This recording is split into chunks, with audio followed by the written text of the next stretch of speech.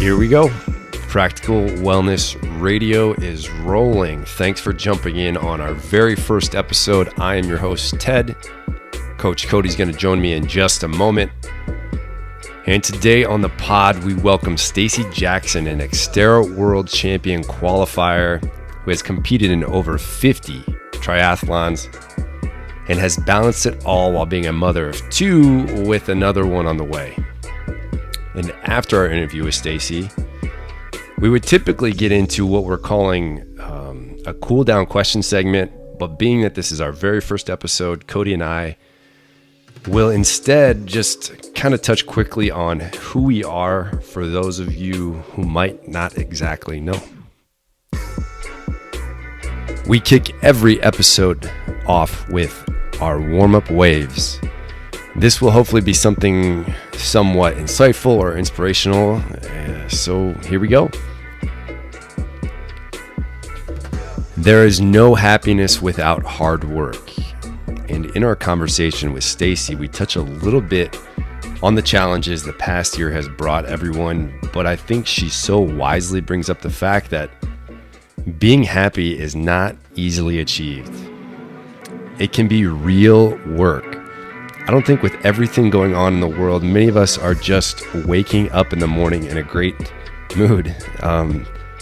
It's up to you and it's up to us to find opportunities for happiness and take the time necessary to find joy. With depression and anxiety at an all-time high in the world, remember, like we said, there is no happiness without hard work. So let's get to work.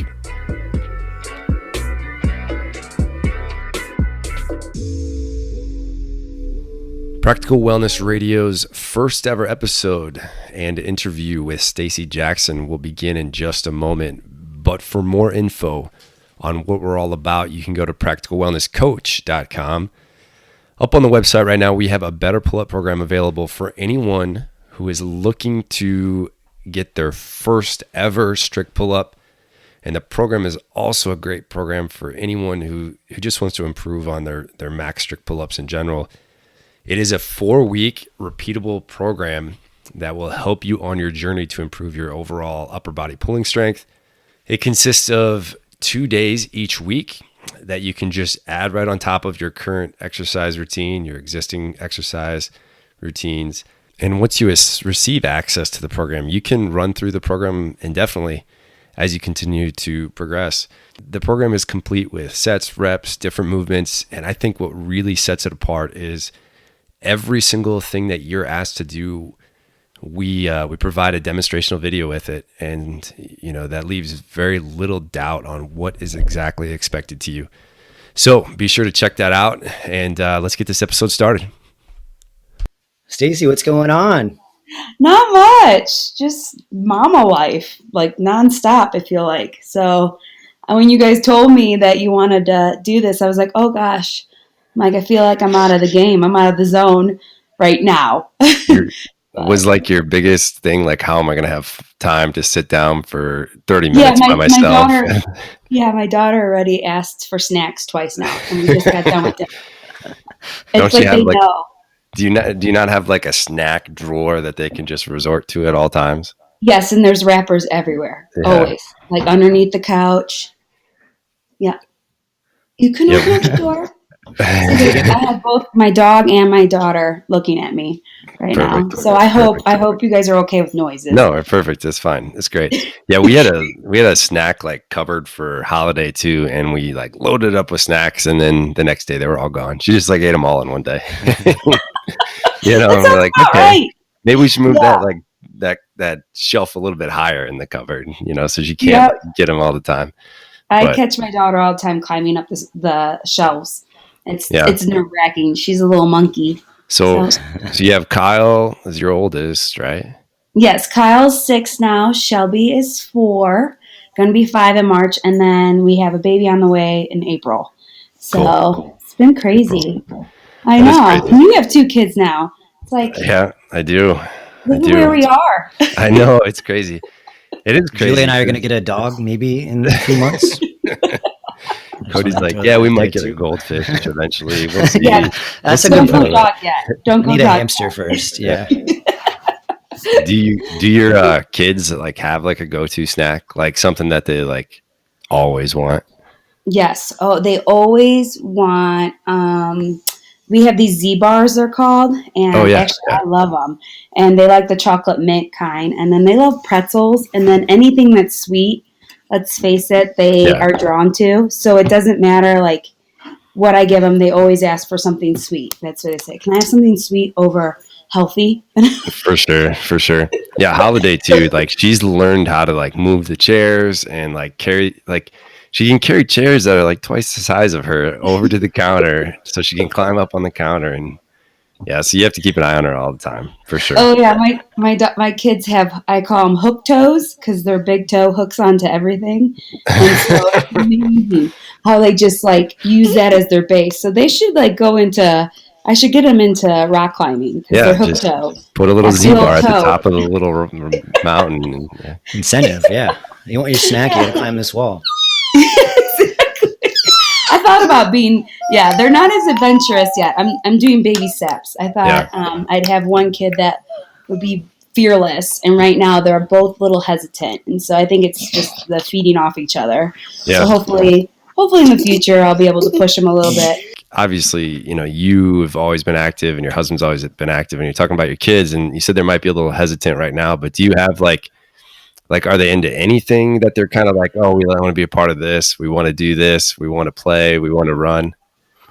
Yeah, like right now they're both really into like going to the park and just running and climbing things and being active that way. And I've introduced, I so badly want them to like the things I like, but I'm learning that you have to step back and really like show them. So a lot of times we do a lot of bike rides together, and we've invested in, you know, things that they're able to join in and see without being super physical, because they're not, their energy levels are just not to the, you know, to that there where they're ready to push themselves like that. So it's been really nice. Like where we've lived in Virginia and Colorado, there's been a lot of really cool paths that we've been able to like hop on and show them and spend like a half a day doing it. And they've really enjoyed that time. Plus it's family time.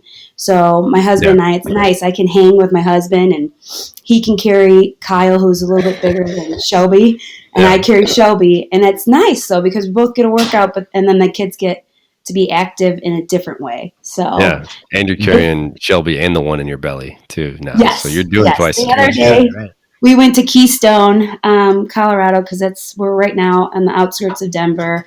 We're in the suburbs, and we went to Keystone, and I told him he had to carry both kids in the burley because I already have one. So I know, yeah. Well, geez, I know. I lived in Colorado for 5 years, and then I moved away, and you guys are there, and now I'm in Iowa, where you guys were. But that's okay. We'll be joining you, Ted, because we're moving to Iowa at the end of January. Yeah, is it Iowa City, right? Cool. Iowa Very City. cool. It just ended up being, you know, like I said, 2020 kind of gave us a whirlwind, and we were only here for 8 months, and I'm like, how am I moving again? Just when I got to enjoy it. So I mean, it was bittersweet, but we got to do a lot, and Colorado was amazing. But I will say, I don't know how you feel about this, Ted, but Iowa brings something totally different too, and I'm excited to go back to it. So. Yeah, no, exactly. Yeah, we were ready to kind of come back to like that. That's not to say we don't really miss Colorado too, but we're excited to be here in Iowa, and for us, it's family. You know, our family's here, and our support staff and our support systems here. So we get help from family and stuff. And it's so funny, you know, you're talking about your kids and things that like trying to prepare them or get them into things and do whatever. And I can't take credit for this, but I heard like with kids, and I really struggle with this. It's not like the goal for kids. It's the act of actually doing things. And I'm sometimes like super guilty of, you know, like when we would go for bike rides, like just Amy and I'd be like, yeah, let's freaking go. Let's go. We're going to go to the brewery. We're riding our bike. Let's go. Like, we don't need to slow down. We don't need to do this. Let's go. And then Amy's kind of like, Amy would do that stuff for the bike ride. So she's really good about it. And now I'm learning, like with holiday, it's not like it's the journey is the destination, and as corny as that line is, right? But that's like, that's the same thing with kids is, it doesn't really matter what you're doing. They like doing things. They don't like receiving the reward of doing things. Like the reward is actually physically doing it, Well, it's the play, right? It's the psychology of play. Mm. Yes. I've learned like hiking and biking with them and trying to do active things outside of, being around the house or doing, sitting down, like just being outside. Cause that's been my main goal with my kids is enjoy being outside. And what does that mean to me? Yeah. And you're right. It's like for them, it's the journey to get there. And a lot of times we have a lot of goals, that I prep them like, oh, if we get there, you'll get an ice cream. You get to see this. And so they learn how to be patient through that whole time that you're huffing and puffing to get there with them. Exactly. No. And I'm like to that same point, like I'm not a good person to go hiking with. Cause I'm like, no, we're just going to put our head down. We're going to keep walking. We're going to get to the top. No, we don't need to stop for water. Let's just keep walking. And I want to say that I've hiked with Ted before. You're usually looking back at me. Yeah. I'm like, yeah, I'm still here. Don't worry. I'll be there. Cody has a natural, like meandering, like personality, everything. Shoot, I went hiking today and I was in the back the whole time. I just got to be very sure-footed, Oh man, falls here. Hiking. I agree. I see, just try to find hiking that you can do like a mile or half a mile. And it kills me to slow down and how many times we take breaks.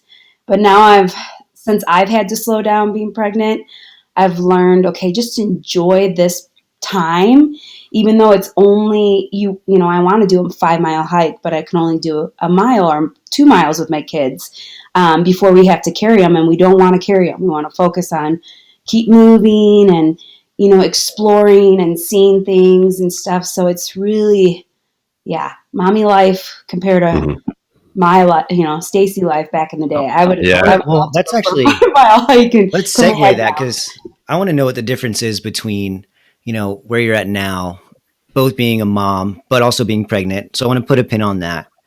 But I want to talk about, and I want to hear like your experience, 10 years ago, 15 years ago, like what were you doing for your movement, your practice, your exercise, and we'll kind of roll from there.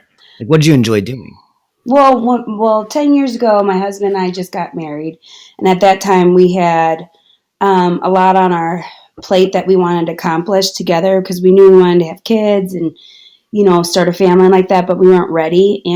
But yet we weren't ready to kind of slow down physically with being active. We wanted to challenge ourselves.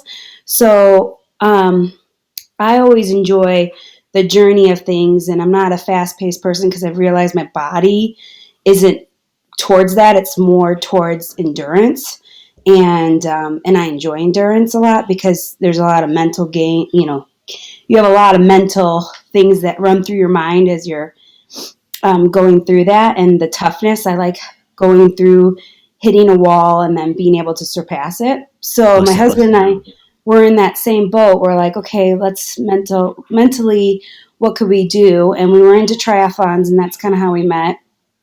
And we're like, okay, let's do Ironmans. So we started training for those, and those were like a part-time job. And it was awesome because we did it with a group of people. We found a group of people in Iowa City that loved it just as much as us. And so we had such a base of friendship and adventure together that we were all exploring. Is that the Tri-Hawks? Yeah, the Tri-Hawks. And then there was the Iowa Heat. And that's a friend of mine started that after he kind of realized Iowa Tri-Hawks was more for college kids. So he wanted to kind of bring more of an adult, just past the college stage. So how many tries have you done, Stacey? Oh my gosh, like maybe like 50. Maybe not more. I've done 2 Ironmans. Cody, how many tries have you done? Hold on. I get, just like Stacey, I can't, break 0. The calculator out. Yeah, I've done 0 too. I'm obsessed. It's fun. Like it's a thing that you can you can challenge yourself by doing the longer stuff, or you can challenge yourself by doing the short stuff and see how fast you can get. It's a little bit of, but once you start doing the long stuff, the short stuff becomes not as, I don't know. Intimidating, yeah. Yeah, like you're kind of like, okay, well, that was like a workout, but now I want to. Yeah. What's your favorite out of the three, and what's your least favorite out of the three, or what's your best? Yeah, my best, actually, I should have been a swimmer growing up. Really? Because I'm naturally comfortable in the water, and I'm above average, which is really surprising because I never had any experience with That's crazy. Coaches. Yeah, so I think I'm just really comfortable in the water, and that makes a big difference with open water swimming. And then my passion, I love running. I do, but my knees don't love running. Oh, really? So I have to find that fine limit. And that's kind of when I went into Xterras, which is OffRoad Triathlons, because you can run on the trails and it's less pressure on your knees. And then you're just more into the wilderness and you're not looking at your time. Especially as you get older, you don't get as much time to train. Yeah. And so, that comes with territories where you're like, 4 years ago, I was way faster than this. Yeah, that's cool. Can you break down exactly what the Xterra is as far as like distances and yeah? Yeah, so it's like kind of a unique sport because there's not as many people that do it because they're intimidated by the mountain biking, but it's open water swimming just like, road triathlons, and then you mountain bike and then you trail run. And usually it's in the category of the Olympic distance. So you swim a mile, you bike between 12 to 20, depending on the course. And then you average, the run is between 5 and 6.2 trail run. Yeah. So. All in elevations and everything, right? Yeah, like your heart rate's always high. It's great. Crazy. So how long does like an Xterra race cost? How long does it take? Like how long? What's kind of your times roughly? You don't have to give us exact times. Yeah, I was prepping for this because I was trying to think back because now I have pregnancy brain and this last year was crazy. But no, it usually takes me between 3 to 5 hours, and that sounds crazy, but a mile of tough mountain biking can take away 20 minutes, which is crazy. Mm-hmm. But depending on the course and the, the environment, if it's raining and the dirt's tacky or the dirt's dry, it makes a world of a difference, especially if you have to hop off your bike and carry it, or if you crash or any of that stuff, or if it's a course where it's single track, which means you can't really pass people quickly and it's a big group, then it definitely takes your time, takes time away. So that's what's so nice about it, is that you're not always going against the time, you're going against the course. And that's kind of unique about it and fun about it. And you run one of your region, is that right? Yeah, so I was I qualified for Maui, which is the World Championship in 2019. I won my regional championship. So what it was in my age group, there was 6 states like in that region. So I won the Atlantic region. And you have to qualify, you have to race at least 3 races, and then you get certain points. So I ended up winning my age group in every single race and qualified. So it was really cool. That's super cool. Regional Xterra champ. That's a pretty cool thing to put behind your name, like Stacey Jackson, regional Xterra champ. Felt really good about it because, there's something about, I've always been above average when it comes to endurance, which, but I've never gotten to test that and be a part of that. And that was really special to me, especially with always being in mom world and taking care of everybody. It was so fun to take care, to have a little bit of myself pop out. So I really enjoyed it. That is really cool. And so, yeah, I think like the question both Cody and I have is like, how do you train for these races? Like what, you said you feel fortunate that you're somewhat gifted as a swimmer. Do you do open water swims when you're training? I assume you probably have to, right? Yeah, I grew up camping, and so that was the big thing, is that my dad and I would go swim to this. We would go to the lake where the camp, in the campgrounds, Mhm. and we would swim to the rock and back. And so my dad taught me how to stay close to somebody and how to sightsee, and every time, and we go camping a lot. So I take advantage of it when I can. But I think that muscle memory and just that confidence helps a lot. So as long as I can get in the water and get a solid workout in, then I'm okay. But I will Mhm. say the best way, if you can't get in open water, is to go swimming in the summer outdoors. Like go in an outdoor lap swimming pool. Oh yeah. That's the best way, because the sun reflection, like the choppiness, the wind, you'll get all of that, but you're not in the lake. So And that's a big deal with open water swimming, is there's a big mental component, just because when you have a big group of runners or swimmers, I guess in this sense, go into the water at once, it can get a little dicey, right? yeah, I mean, I've gotten dunked. I've gotten like swam over. I've gotten hit in the face with my goggles. Like I almost lost my goggles. Jeez. But those are extreme. Those are like races that's another thing. Like I think Xterras are fun, and I think smaller races are fun because you get to know people and you can get a little bit more comfortable and you can find your space. And these big races are great and they're fun and competitive, but sometimes it's the little guys. It's the little guys that are the best ones. So That's cool. mhm. That's cool. Like, so for me, growing up on a farm, right, in Iowa, I just never was really exposed to swimming very much. Like we would go and play like in the creek. We called it a creek. Some people call it a creek. We called it a creek. And I'm in the crit camp as well. Yeah, cool. But like you could always, like, it was 3 feet deep, right? So it wasn't like you're swimming, you're playing in water. And to anybody that has ever seen me in the water, they will understand that yes, I am not a very good swimmer. In fact, I have a healthy, what I think is a very healthy respect of water, and you might call it a healthy fear of water. But like, so like I can't even imagine being in open water with a bunch of people slapping me, hitting me, swimming over me. I would just be like, nope, I'm done. See ya.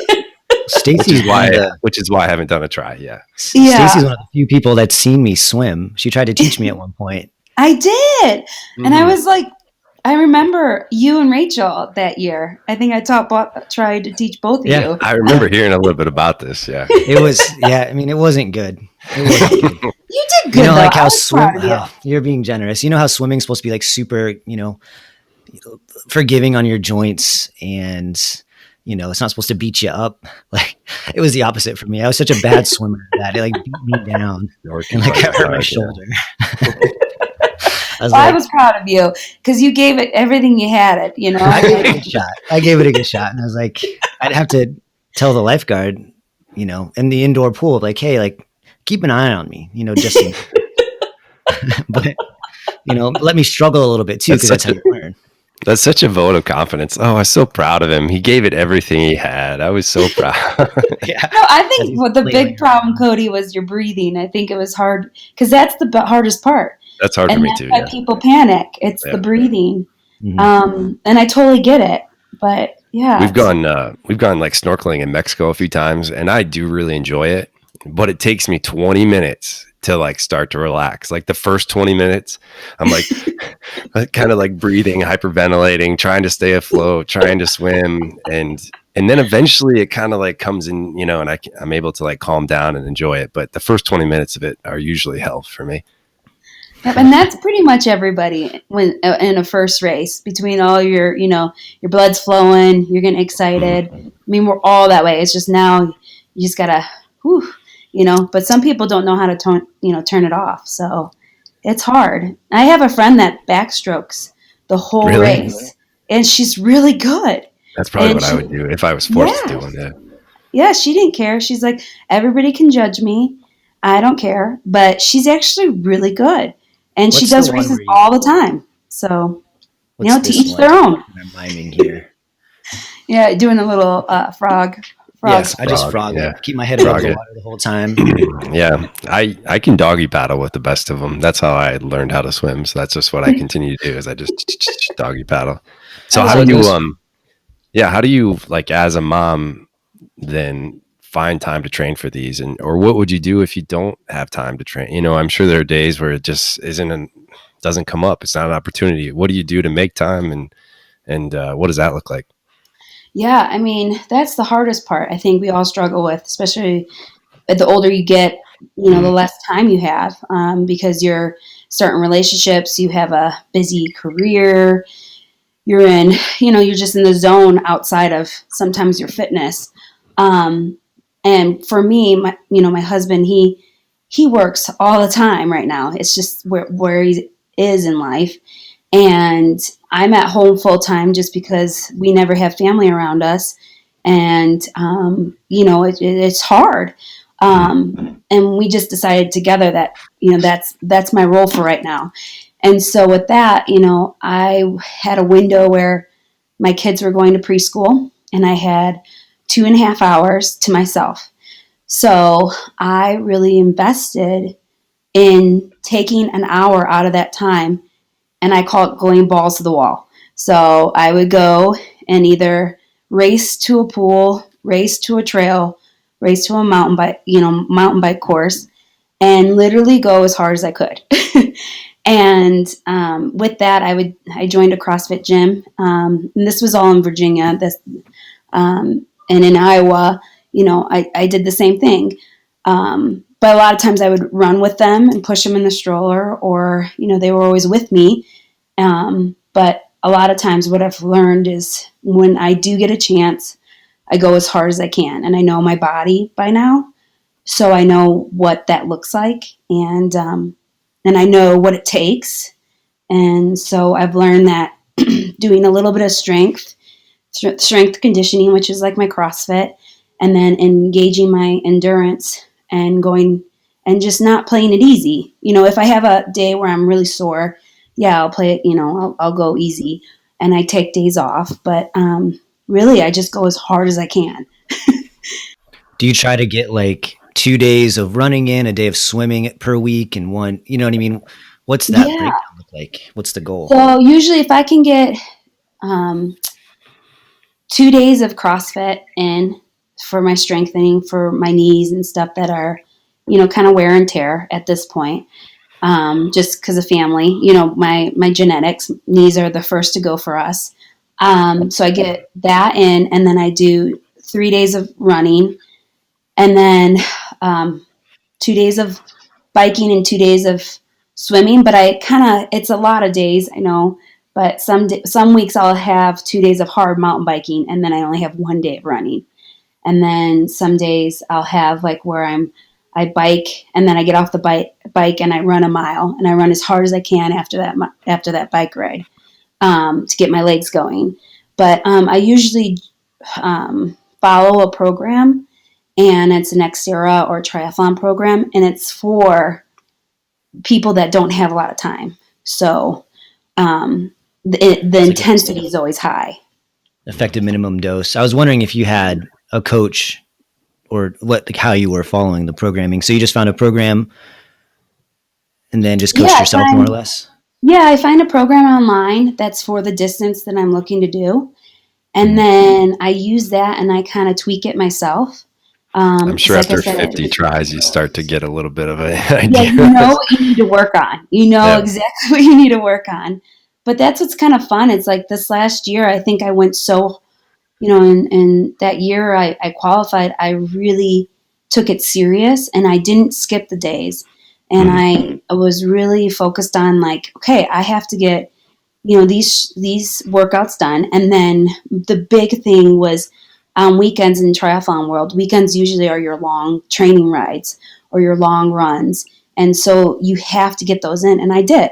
My husband knew, like, okay, you're going to be gone for a 2-hour bike ride. We'll see you in 3 hours, have your phone. And he would be tracking me on Strava, and making sure that I didn't get hurt. Cause I'm in the Appalachian Mountains. It's crazy.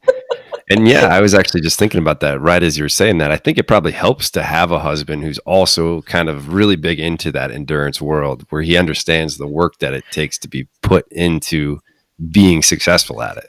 And you met Kendall at an endurance event. Is this right? What? You met Kendall at like a marathon or a race, right? No, a triathlon. He was standing right by my dad, and my dad was talking to him, talking his ear off, because that's what we do in my family. We can chat with anybody. And my dad was. And his friend was winning the race. It was a small race. And then I ran by, and he's like, well, hello. So I was looking good that day. Thank goodness. Yeah, I'm like, and then I was like, thanks, Dad. You talked to like a solid guy. That's funny. That's good. Who knew that a dad was the perfect wingman? Yeah, my dad's like, I made that happen. I made that happen. Does he like bring it up still to this day? I remember when I, introduced you to Kendall, your husband and father of your children. Yeah, I was really proud of Kendall, though, because he's a shy guy. And the fact that he had the guts to stick around by my dad, who's not a shy guy, and get to know me is pretty awesome. So, as a shy guy myself, I feel that you can get trapped easily by people that aren't shy. Too nervous to say, like, oh, I got to leave. That was the thing. That's what saved me, because his friend was winning the race. I mean, he was so fast. Mm-hmm. And let's face it, I was a little bit behind him. And so there was just enough time for my dad to talk his ear off so he could see me. Yeah, it was great. That is crazy. So, so congratulations. You have another one on the way, right? You have 2 already. Yes. I do remember. So I was there.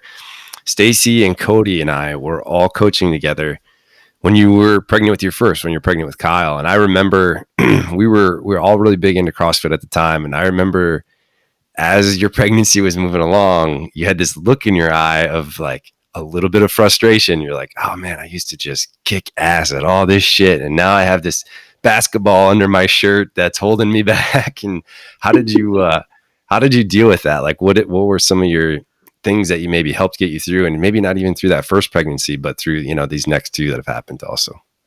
Yeah. I mean, it's really hard. There's some women out there that just their bodies adapt so well to it. And it's really hard if you're one of those people that your body makes you sit back, like full blown sit back, and you just need to understand it and be like, okay, well, this is what I got. So it's very hard, especially when we, us 3 were all together. There was a lot of pregnant women all around me, and some of them weren't gaining weight as fast as I was. And some of them were able to do kipping pull-ups, like no problem. And I was really frustrated because I was, we were coaches at the time, and I, couldn't do half that stuff. But I've learned that you can come back, no problem, and then you get your body back.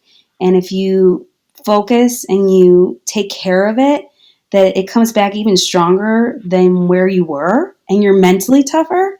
That you just have to be like, okay, it's 9 months of this, and I'm just grateful I can move and, and feel the way I do. And I'm in an environment where I love to be around people and socialize and stuff. So it's hard though. This 3rd pregnancy has really put me back, and put me in my place. So I'm amazed. I'm like, you are one strong baby, because you're taking over everything. You're taking everything. But it's okay. Like I've if I can get a walk in, if I can just move, if I can just stretch and strengthen a little bit, and if I have energy for my kids, then it's a win, and I'm winning.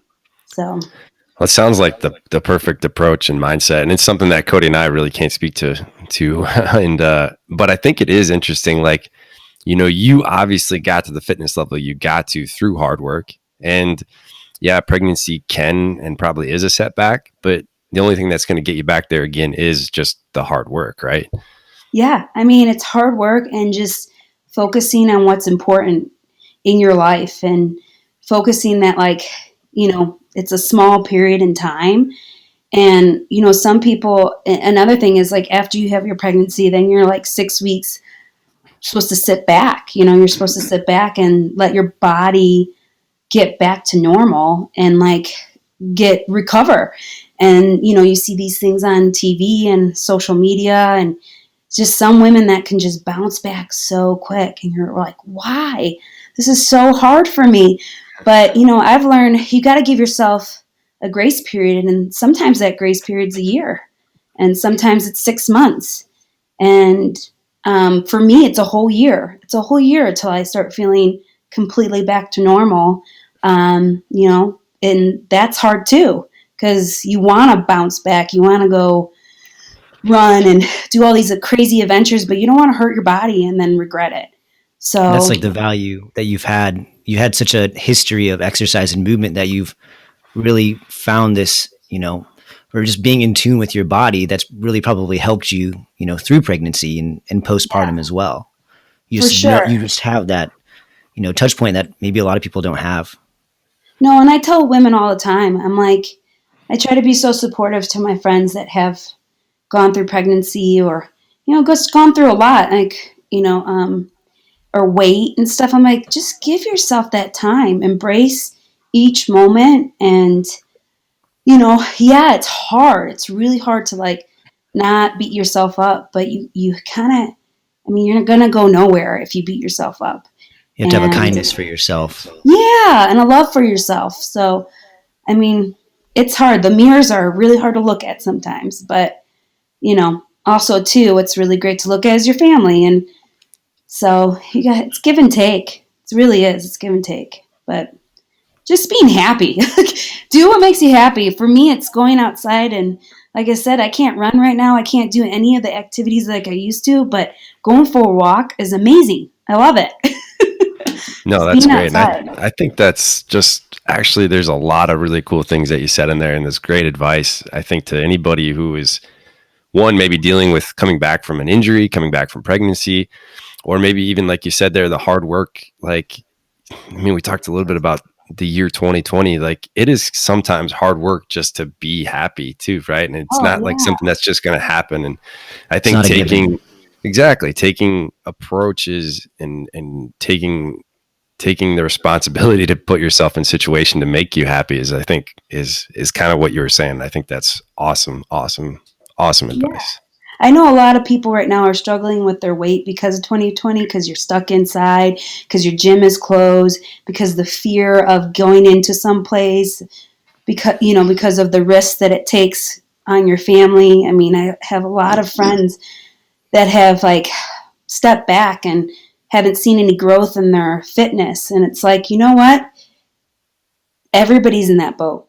Everyone is. And it's really hard, especially too, because you're looking at social media and you see some people that are just progressing and not getting fazed by it. But maybe you're being fazed by it. And so you just got to take a deep breath and then be like, okay, tomorrow's a new day and I'm going to try my best to move forward and not look at, oh gosh, these 2 months I've really lost control. You know, it's hard. It's hard not beating yourself up, but it's important.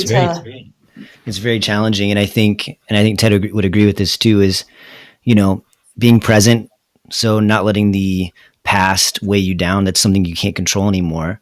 So then taking ownership, right, as well is important, you know, in this context, and figuring out, like you said, how can I move forward? Like, what can I do tomorrow, being a new day, even if it's something simple?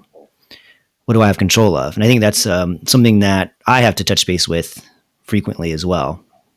Oh yeah, to create progress. Definitely, it's a challenge. I think the older you get too, because there's just so much in front of you. So I don't know. What I've learned is, especially with 2020, is just being outside, getting a fresh air, walking away from what's around you all the time, and enjoying what's going on right now. And, you know, a lot of times for me, like taking deep breaths outside and, you know, letting my mind zone out, not have any music. That's another thing. Like, I love Xterras because you want to hear what's around you in case anybody is mountain biking past you or anything. So you don't want any music. And that, I think, is something to say about, like, kind of gives you a little bit of meditation in a way. Sure. And it's good to zone out and like focus on your breathing. And that's really important. Absolutely. It's a meditation, moving meditation. Yes. And I know a lot of people are not a big fan of yoga and that type of meditation, but you could do it into so many different places. And that's kind of how I handle it.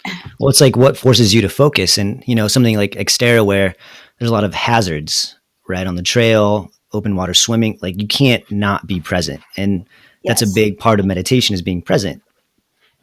So it's a force into meditation in some ways. So yeah, you can sit around and do the normal meditation, the traditional stuff, but this is just as valuable, and some people gravitate towards it.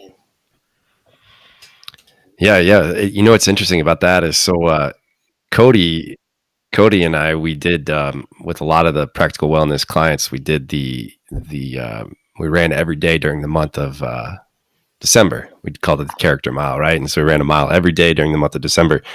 And in Northwest Iowa, yeah, you can imagine what the weather is going to be like in December. And I think the last like 14 days of December, it was just snow on the ground every single day. It was either icy on the road or there was snow on the sidewalks or whatever. And it's kind of funny, but those were my slowest times when I ran. But those were almost my most rewarding runs, because you're not really thinking about anything else. I don't have music in. I'm just thinking about one, not falling on my ass, slipping on the ice, or two, like trying to run through snow is like running through the sand. But it was like you're so focused on every single step, boom, the mile's over. Like you're not thinking about anything. You're not thinking about breathing hard. You're not thinking about anything. And boom, the mile was over. So tell me, you talked a little bit more, or you talked about the Maui Championships for the Xterra. What, you were invited to Maui? What happened there? Was that the championships? Yeah, that was Worlds. That Worlds, was okay. Yeah, I was around people that were speaking different languages left and right. It was cool. Pretty gnarly and pretty awesome because somebody was behind me and I had no idea what he's saying behind me, but I knew he's there and he wanted to get past me. So yeah. And I gave him a thumbs up saying I heard him. Yeah. And that when I have a moment to move off of the course, I will, so he can pass me. And everybody was very polite about it. But that's cool. That was like probably my favorite race I've ever done, merely because of the achievement, that I got done for myself and something I've always wanted to accomplish, that feeling. And one moment, okay? I'm almost done. And it was crazy course because we were swimming in the ocean. And the open water swimming had some tides and some current. And Australia, they had some people from Australia explaining how to handle it. And that was crazy, like meeting pro Australian triathletes explaining how to swim in the ocean and that there's sharks and everything underneath you and there's not many lifeguards. And the current, the waves were about like the day before 10 feet tall. So they weren't going to cancel anything. So it was like, and then they were teaching you how to swim back into the shoreline, and that was harder than swimming out because of the waves and how they were crashing.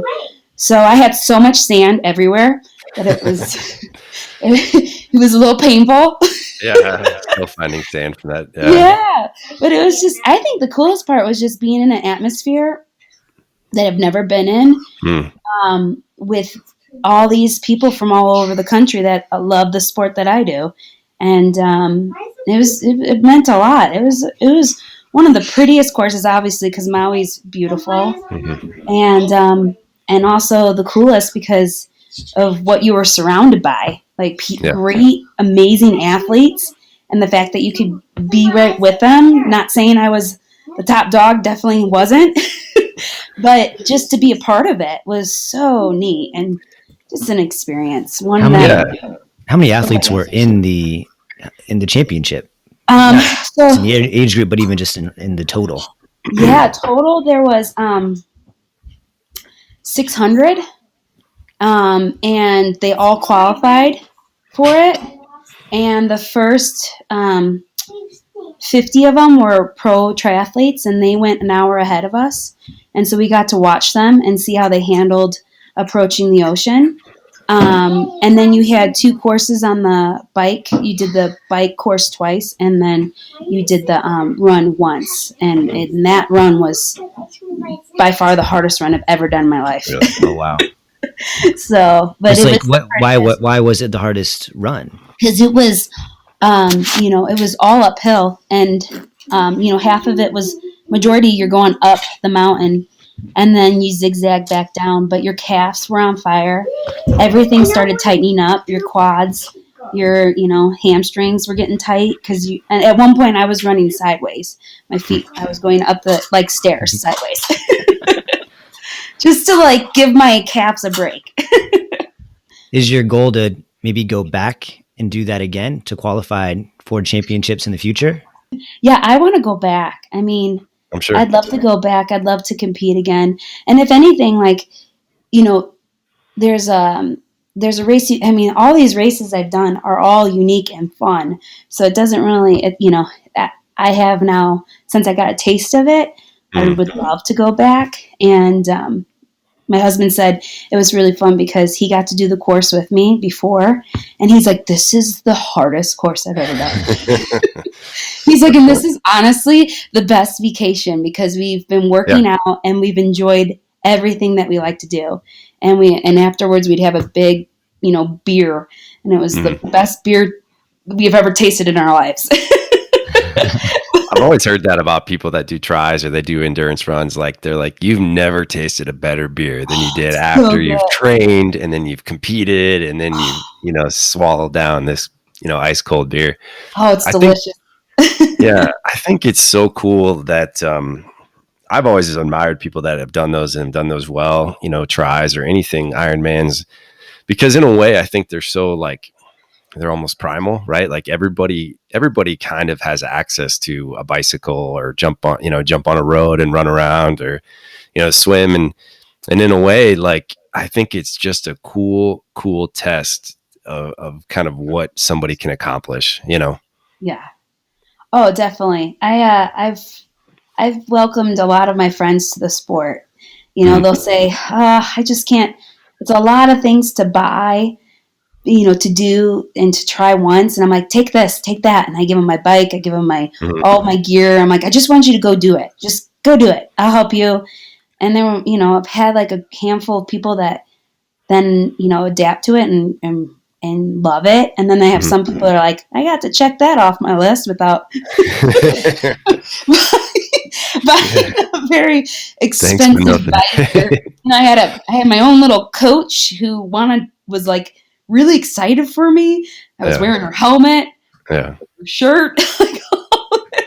It is cool though. And I think that's kind of what really motivates Cody and I. Kind of what we do is, we've been given a lot, I think, through fitness, both physically, emotionally, mentally. It's given us a lot, right? And so I think that's kind of what leads us kind of on the coaching side of things is we want to share kind of that side of it, right? The things that we've been given. So I know what you mean when you say in the endurance world, it's given you probably a lot of confidence and a lot of things you're proud of and a lot of motivation and reason to get up in the morning. Not that, and it is fun to kind of just offer that up to people and give them a shot and give them a chance to be excited. No, everybody is going to be excited about it, but you just never know who's going to bite off a piece of that and love it. Oh, I know. It's so fun. It's even fun watching you guys, seeing what direction you guys have gone through and what path you've taken. I've been following both of you, and it's I love it. I love seeing where fitness and, the health world, where it brings people. It's different for everybody, and it's really fun to see how people grow. And I think you guys have both grown into your own spot in the fitness world, and I think it's great. It's awesome.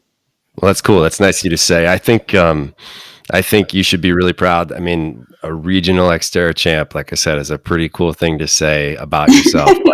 It's a pretty cool thing to compete at worlds in the sport of endurance.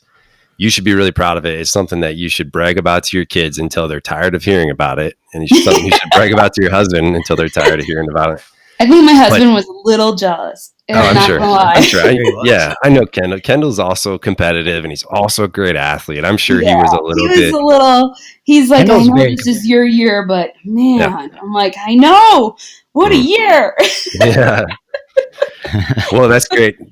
I just want to say thanks again, Stacey, so much for taking the time for chatting with us. You can tell Kyle again, you're welcome for the sweets, because that's probably a good distraction for him, for us. But Mom, when are you going to do another podcast so I can have more? Yeah. He's like, what are you doing? You're on the phone with who? Yeah. And he just, he's on his tab. I mean, he's doing everything that us parents are like, what time is it? You're on your tablet and you're eating sweets. But it is what it is. I appreciate that you guys reached out to me, and I was like, I don't really have a story to tell. You got a story. No, I think nobody really thinks they have a story, but at the same time, everybody kind of has a story. Yeah, you know. Everyone has a story. When Cody said that, I was like, okay, I'm going to embrace this. This is something I'm going to try. Yeah, I think there's more to talk about too. So I think maybe we'll schedule another one in the future. Yeah, we'd love to have you on again. You guys were fantastic, so thank you. Cool. Thanks so much, Stacey. By the way. Yeah. And now, on with the show.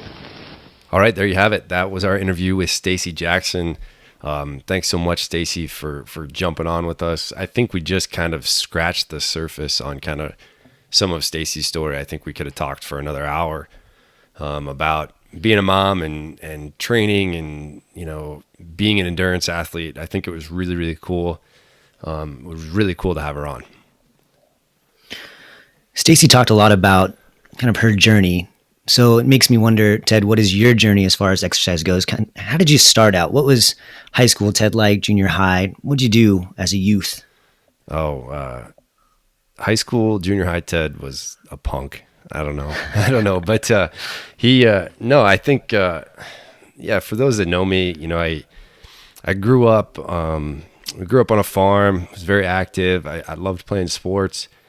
My family supported me a lot in playing sports, and so I appreciate that. They encouraged, an active lifestyle, just part of who we were growing up. I was the oldest of 4 siblings.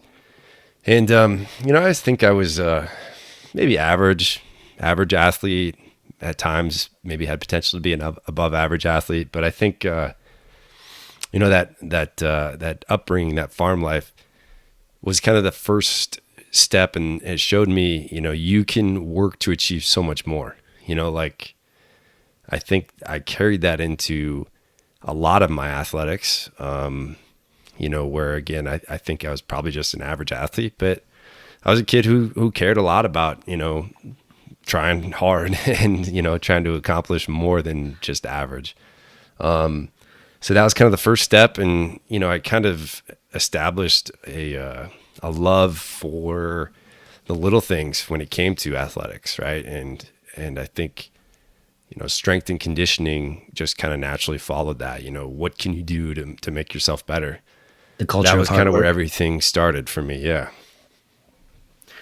Absolutely. And we have a parallel in the sense that, having at least some exposure of farm life, I wasn't on a farm 24/7, but my dad had a farm, horses, things like that. So I was out there half the time, as you tend to be in a family of divorce.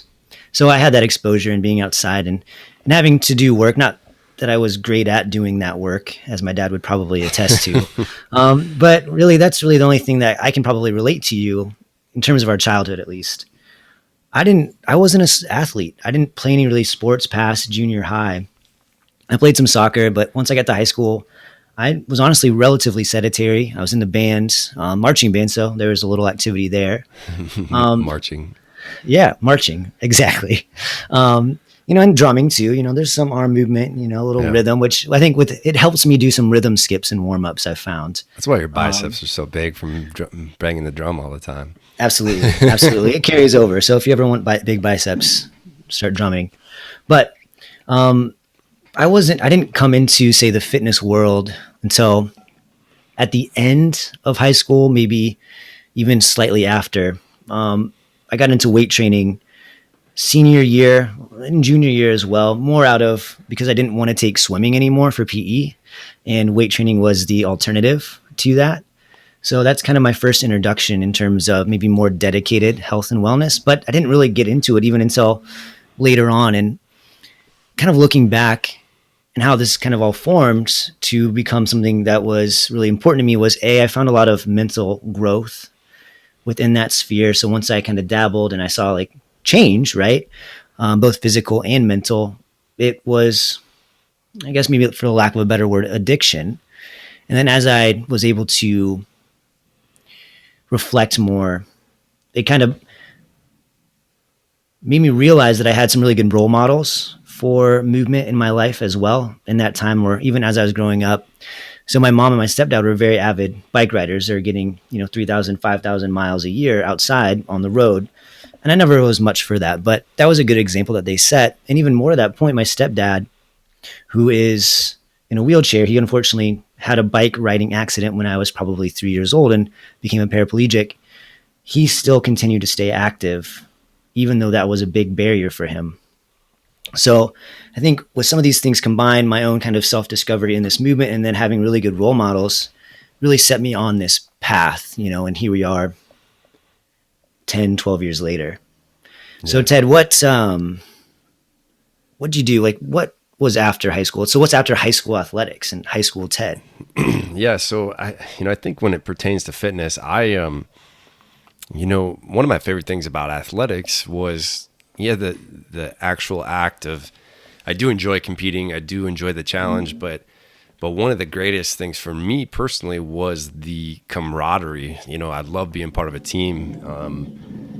And so when I got into fitness, I kind of craved that. And even like going to the gym and playing a pickup basketball game, like I don't enjoy going and shooting hoops by myself. I like being part of a team. I like being part of a group with like a singular goal.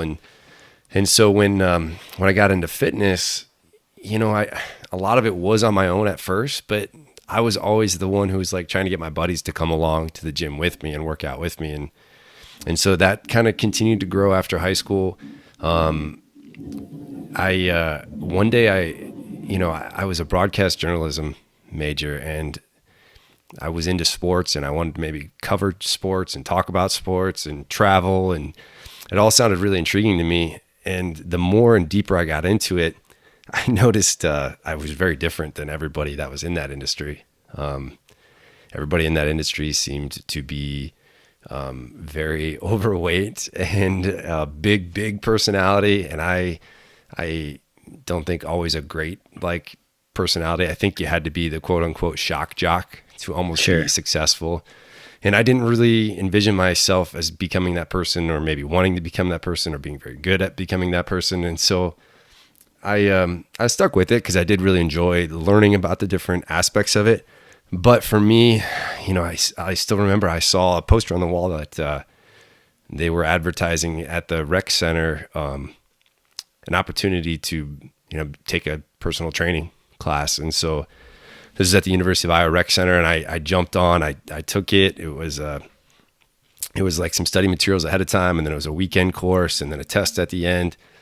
And I took it, and I started training for the University of Iowa Rec Center. That's where I got my start, training primarily students, some staff, and it was good because, again, it was kind of just being a part of a group. Even though it was mostly one-on-one, I still looked at it as, we were a team, myself and my training client. Sure. And we're, had that same singular goal that we were moving towards something. Yeah. And that's kind of like when we had started to cross paths. So I was also at the University of Iowa. I was a student. I had decided to pursue a degree in physiology because I was very motivated in the exercise world at that time, kind of launched out of high school. And we crossed paths when I got an internship at one of the local gyms. You were a member there, I think, while you were still personal training at Rec Services. Is that right? Yeah. So I was a member at a gym in Iowa City, and also training and working out at the University of Iowa Rec Center. Right. But my soon-to-be, or I guess my now wife, and I got a gym membership together at a CrossFit gym where we would go. And my wife, who at the time was in medical school, it was a great opportunity for her and I to kind of like, I'd be working with personal training clients. I was also managing a music venue and bar at the time.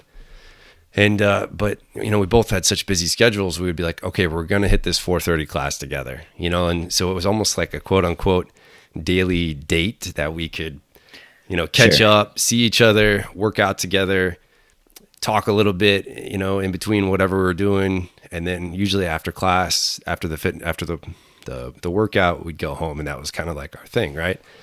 And, so that, that is where I met Cody. That's where I met you. And, I think you're an internship. Were you already an intern before? I eventually did start working there also. Were you an intern, I think, before? Yeah, I was an intern before you had started working there. I don't remember who became like a full-time or, you know, paid coach first. I think it might have been you. No, it was roughly around the same time. It was around the same time, but I think maybe you getting that position encouraged me to then ask for that position as well. Yeah. But yeah, and that was one of my first coaching gigs. You know, I had been very into exercise, wellness, almost, you know, again, to an obsessive degree. It was definitely a little much, but yeah, that was my first coaching gig. And that's where we kind of became friends. And I had mentioned this to you maybe a couple of weeks ago, but I knew we were going to be friends when you first asked me to check your water pump when you're out of town, make sure it wasn't turned off. Yeah. And that's we how had this a all sump kind of pump started. that was like faulty, and it was like not always working, and our basement would flood, and it flooded a few different times. And so we were gone for a weekend, and I was like, who do I call? Who do I call? Cody, will you come check the He's not doing anything. It's 8 p.m. Yeah. It's dark out. He's not outside working out or at the gym. He's got nothing better to do. Yeah, exactly. He can take a break in between bench press. Yeah. Yeah. No, I went and looked. Yeah. So yeah, that is funny. I remember that now. But yeah, and then so we worked together at the gym, the CrossFit gym in Iowa City, and it was this great. This is probably 2012, 2013. Yeah. And I think we both kind of just were so green in a way, you know, and new to things in a way, but so like eager and ambitious. And we kind of like, well, curious too. We were like, we didn't really have like a dip our toes in the water like stage. We both dove right in. And I think that's kind of what a lot of the relationship between you and me, I think was fueled by, because we're both like, we competed against each other a little bit. We wanted to like learn with each other. We wanted to push each other. And so it was good to have somebody to bounce ideas off of. And I think not just you and I, there's a lot of people on that staff that I think helped us kind of. Good crew. In fact, Stacey, who we interviewed today. Yeah, exactly. That's how I got to know Cody and Stacey. We all kind of got to know each other really well there. And then you did also eventually start working for the University of Iowa Rec Services also, right? Yeah, that was slightly after this. So before that happened, you had actually moved to Colorado to start your journey there, which we can maybe dive into a little bit more here in a second. But yeah, I eventually moved on from that gym. And yeah, I got a job at Rec Services at the University of Iowa, where you had worked previously as a personal trainer, as a group instructor. And that was really my first exposure to one-on-one training, because at the gym we worked at, it was all group based. So I was there, and then I actually ended up working at another local group-based gym as well, where I continued to even personal train other individuals as well. And at that time, you were in Colorado at that point. Yeah. So that's interesting. So something I'm just kind of realizing now. So I kind of went from training one-on-one for probably exclusively, like, I guess I had every once in a while, I had a couple clients that I trained like one or two, like a couple or spouses that would train together. But I went from, you know, one-on-one training to group class training. And I think you kind of had the reverse, I had right? the inverse of that, yeah. That's interesting. So I always thought that I was much better in the group setting. I do enjoy like one-on-one and really kind of getting to know somebody and getting to understand strengths, weaknesses, goals, all that. But what's your input on, you know, one-on-one versus group class setting? I mean, it's all contextual. I enjoy both. I like the energy from a big group class, and if everyone's vibing, I think it's really great. It's really fun. But for me, as an, you know, especially kind of more as an introvert, it can be pretty draining. Yeah. Especially if I do a lot of those in a day. I'm basically exhausted mentally more than anything. For personal training, I'm much better in the one-on-one dynamic, I think, or small group than I am in large group. Not that I can't and don't enjoy large group, but I get more energy back from those smaller interactions. That's interesting. Yeah. That's interesting. Cause I do feel similarly, but different, but, cause I always felt that once I was introduced to the group format, that just fit me so much better. It is more draining in a way, but at the same time, I feel like I have more things to feed off of. Yeah, absolutely. More, like I can feed off this person's energy. I can feed off this person's excitement. And I think for what I struggled, maybe I'm too nice of a guy. I don't know. Not many people would probably agree with that all that much, but I think I'm too nice of a guy when it came to the one-on-one setting. For example, let's say I had a client and we're doing something and I'm like, okay, we're going to try 20 reps of this. Let's see how it goes. Try to focus on your breathing. It's going to be a grind, whatever. And I would sit there and I'd coach somebody along the way and I could see that they were struggling. And I'd be like, I maybe it's too much. I don't know. I'd empathize with them and be like, man, that looks like it sucks. And they're doing this by themselves. And I'd be like, okay, let's just do 15. 15 is good. We'll call it good at 15. And I think in a group setting, everybody is kind of working. Everybody is working. It's not usually just one individual working at a time. And a lot of times when I'm doing or did one-on-ones, I would, jump in and do a little bit with them just to kind of encourage them. But I struggle with at least that. If you're looking for a specific, that's something that I did struggle with the one-on-ones. Whereas in the group class, I felt like, again, maybe that team kind of which I'm probably more familiar with. You said you weren't maybe a part of a lot of teams. Goes back to our background, right? Yeah, and I think that's probably why it suited me maybe a little bit. Whereas the one-on-one, I felt like I was more mentally drained after a one-on-one than versus a group class, because it was maybe entirely up to me to kind of lead a conversation, to lead the motivation, to be the energy, as opposed to feeding off of it. I'll say that when you coach a group class and it all clicks, like that's a higher high. Yeah. If that makes sense. Mm-hmm. Like everything went well, everyone crushed it. Like, there wasn't any issues. You were on time. Like when everything falls into place with a group class, especially a large group class, and even if it's a more complex workout, and everything just goes well. Yeah. And that's a give and take with the people that are there and you as a coach. I definitely get more out of that in terms of like, man, I really feel good than maybe I do with like a one-on-one, because there's less variables that can. Yeah, there is less variables. Yeah. So you're right. I think and this is a little bit of a tangent, right? But I think what you're saying is, when you're doing the one-on-one, there's less variables and there's probably a little bit higher chance of success. There is. Oh, absolutely. The overall outcome, with the overall absolutely. Outcome. But yeah, so I think that's a really interesting point, and it's just something that I think we're kind of just thinking of and dawning on right now. But you're right. So after the gym in Iowa City, after University of Iowa Rec Services, my wife would eventually graduate from med school. She was placed in a residency program, which was out in Colorado.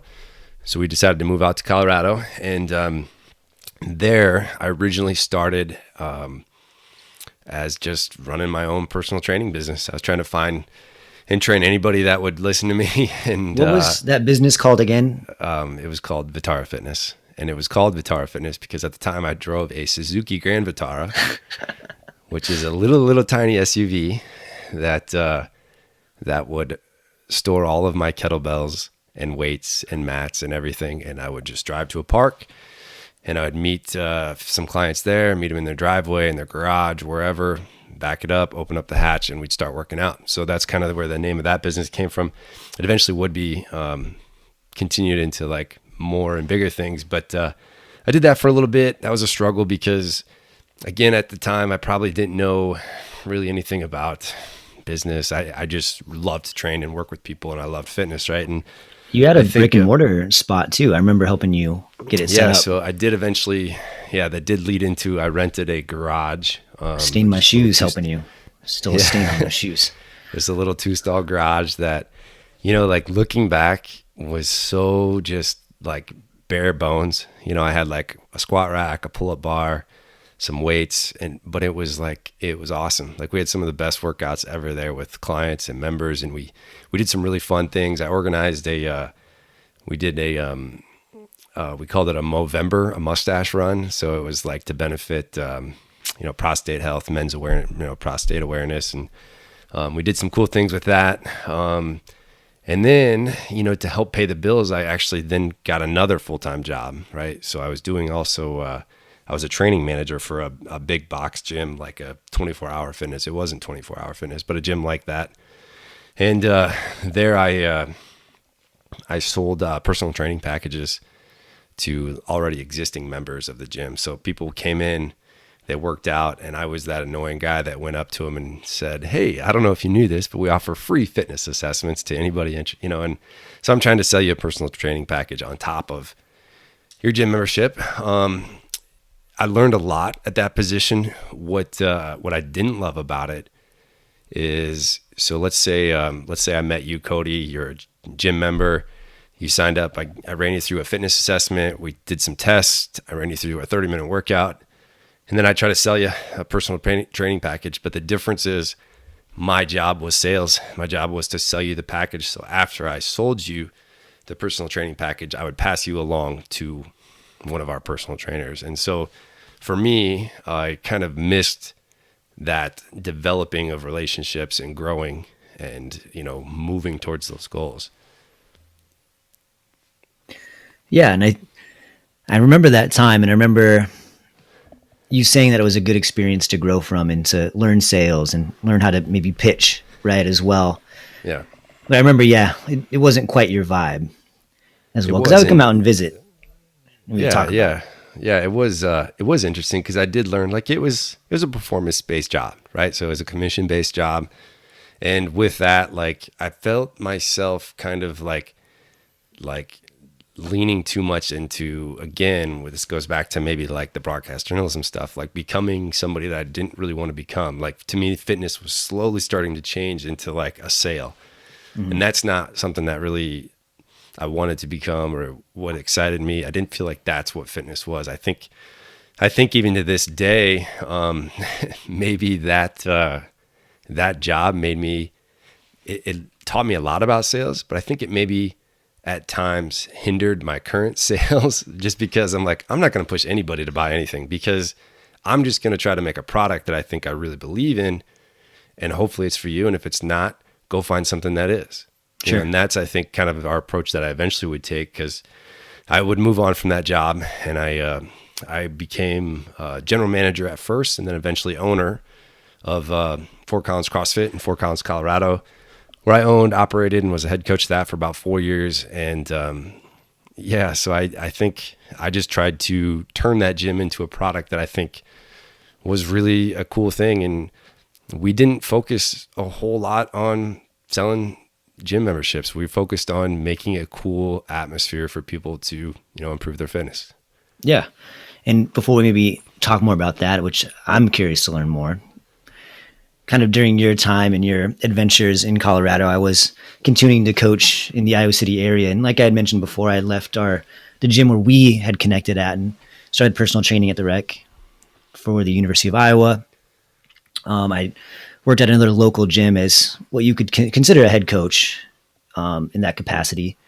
Personal training, both there at the University of Iowa. And then I was actually personal training at a powerlifting gym in town as well.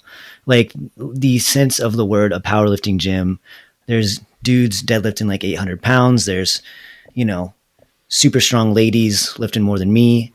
So very much a diverse education in that time of my life with the CrossFit, with personal training in that powerlifting gym. And then I started to also do some dryland strength and conditioning for the local swim team. So this was high-level youth swimmers. And a lot of these swimmers that I would work with would get scholarships to, Big Ten schools once they graduated high school. So these are very high-level swimmers for their age group.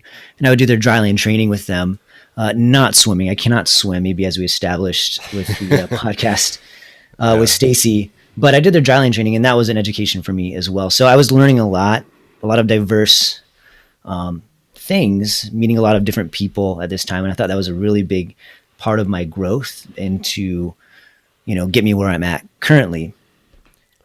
I met some people and then eventually transitioned to also kind of a little bit after you, maybe a year or two after you, became a part owner and head coach of Willow Creek CrossFit. But I want to put a pin on that, and I want to kind of throw it back to you. I want to hear about your experience. Like, how did you become the owner operator of Fort Collins CrossFit? Yeah. So like I said, I left the, would eventually leave the, the big box gym where I was the training manager, and I became the general manager of Fort Collins CrossFit, who at the time was owned and operated by another owner. And he was a great guy. At the time he was in his like mid to early 60s, or early to mid 60s. And I think I got the vibe from him early on that he was maybe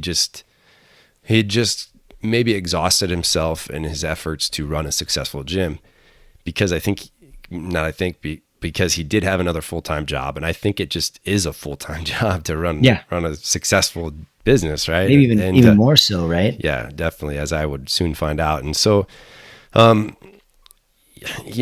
saw that writing was kind of on the wall, and I eventually would kind of approach him. And the conversation was as simple as this, where I said to him, hey, I love this place. I love the people here. I love what I do. If there's ever an opportunity where we want to grow this thing and make it into a bigger and better, thing for everyone involved, whether that means being an investor or whatever, I want to be able to just communicate to you that I want that to happen for this place. And whatever that looks like, let me know. And he just, without blinking, looked back at me and he's like, well, have you ever thought of owning it yourself? And I was like, and I was like, I have, but I'm not smart enough to do that. And no, I didn't say that, but that's immediately what I thought.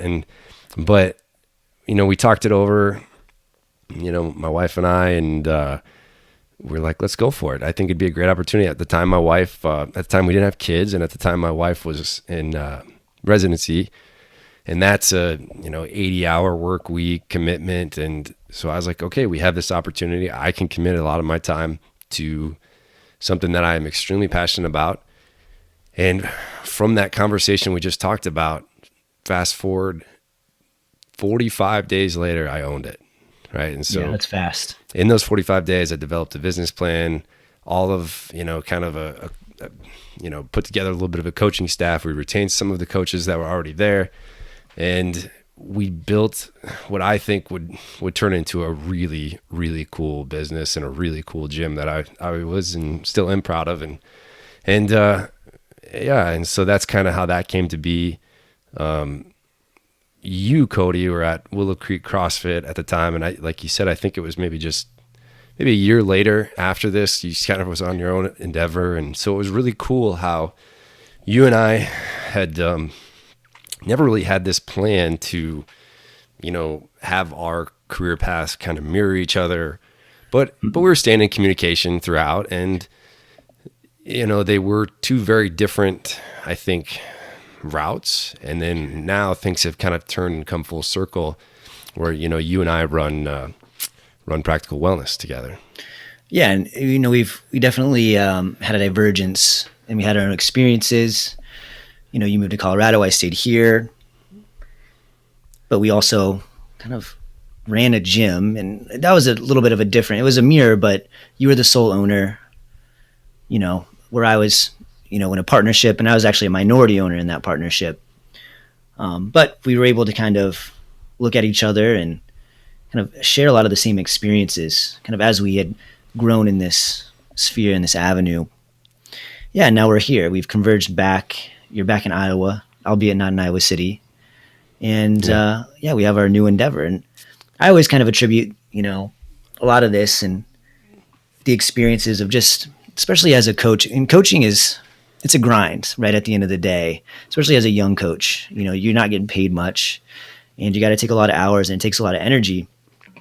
But if you try to get as many experiences as you can, for example, me working with the dryland training, with the swim group, personal training, I even took some people to Olympic lifting meets, powerlifting meets, through the powerlifting gym that I was personal training at.